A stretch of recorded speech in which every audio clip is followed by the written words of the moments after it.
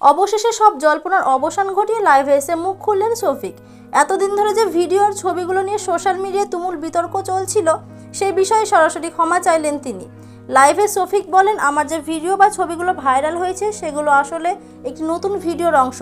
মানুষ এটাকে ভুলভাবে নিয়েছে। তার এই বক্তব্যে একদিকে যেমন অনেকের মধ্যে স্বস্তি ফিরে এসেছে, অন্যদিকে আবার নতুন করে আলোচনা শুরু হয়েছে। শফিক আরও বলেন, আমি কাউকে কষ্ট দিতে চাইনি, দয়া করে এটাকে নেতিবাচকভাবে নেবেন না। এটা শুধু একটি কন্টেন্ট ছিল যা ভুলভাবে ছড়িয়ে পড়েছে।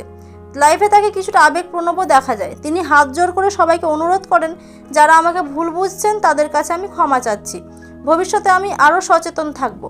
এই বক্তব্যের পর থেকেই সোশ্যাল মিডিয়ায় মিশ্র প্রতিক্রিয়া দেখা যাচ্ছে। কেউ বলছেন তিনি ভুল বুঝতে পেরে ঠিকই কাজ করেছেন, আবার কেউ বলছেন এত বড় বিতর্কের পর শুধুমাত্র ক্ষমা চাওয়াই কি যথেষ্ট। সব মিলিয়ে শফিককে ঘিরে এই ঘটনায় এখন নতুন মোড় এসেছে। এখন দেখার বিষয় তার এই বক্তব্যের পর পরিস্থিতি শান্ত হয় কিনা, নাকি বিতর্ক আরও বাড়ে। আপনার কি মনে হয়, শফিকের এই ক্ষমা চাওয়া কি যথেষ্ট? আপনার মতামত অবশ্যই কমেন্ট করে জানান। ধন্যবাদ।